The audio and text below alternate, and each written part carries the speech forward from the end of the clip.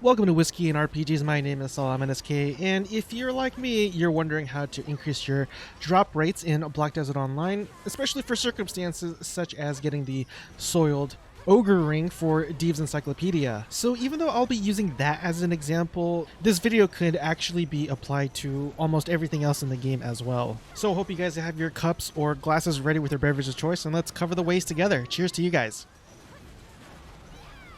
I just finished my Kraken rum, if you guys are curious. Not sponsored, by the way. And also there'll be timestamps in the description below.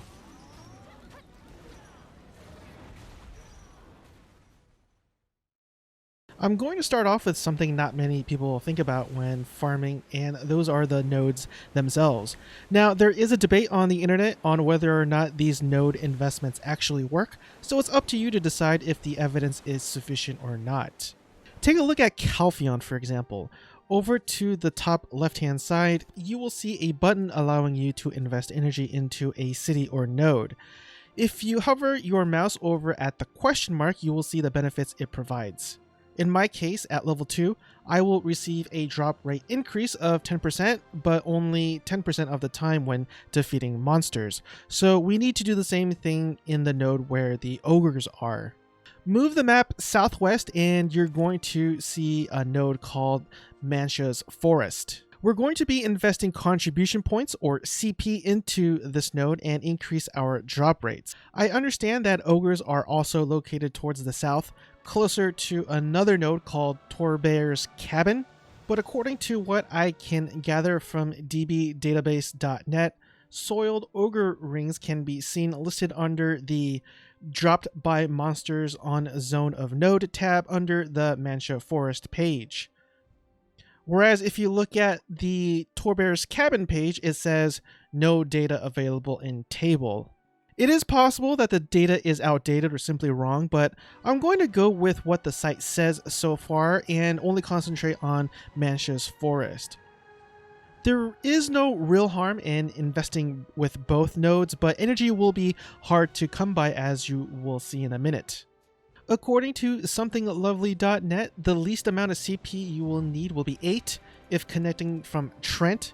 Calpheon will require 9, but if you already have some nodes invested nearby from Workers Gathering, you could take advantage of that as well.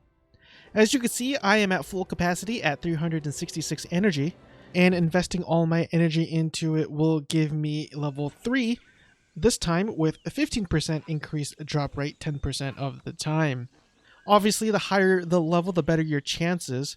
From what I gathered, level 10 will give you a 50% increased drop rate 10% of the time, but I could be wrong as I never made a level 10 node myself.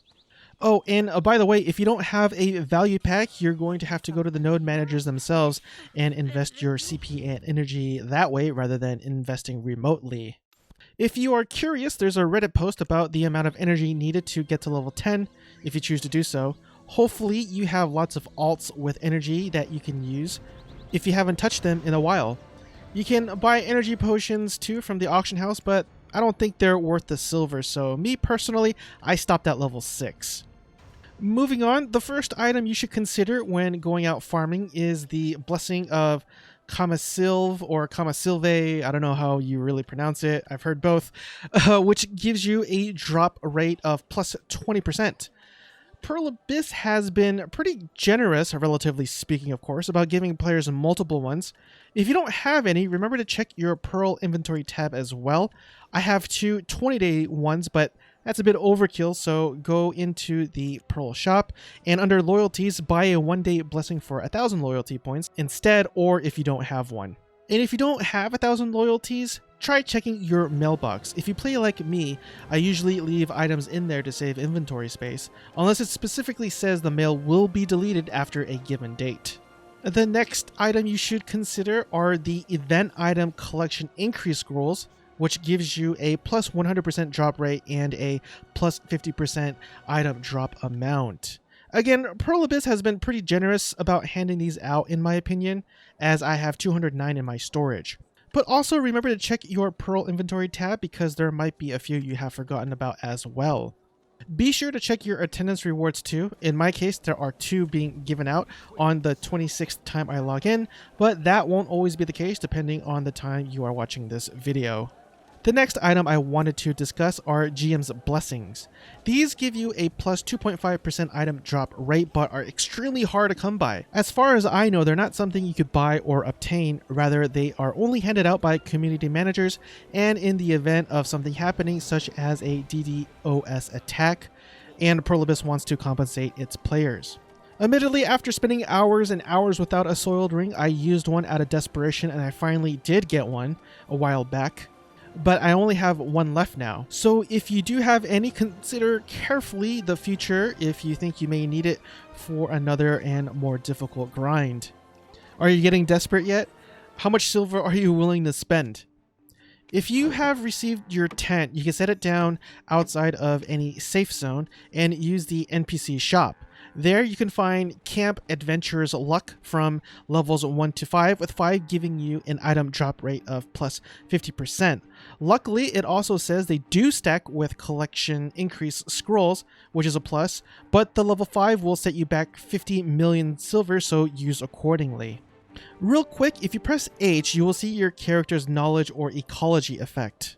This is more for FYI reasons than anything else, considering it takes a very long time to level this up. Currently, I'm sitting at 2,388 points with a plus 7% item drop rate, which isn't great. But the max, as you can see here, is at plus 20% with 8,000 or more points. And lastly, the Arsha server gives all players a buff called Eye of Arsha, which gives you an increased drop rate of plus 50%. But remember, this is a PvP server, and although it can be worth it, you'll be spending much more time grinding if you are getting PK'd every time you go out there.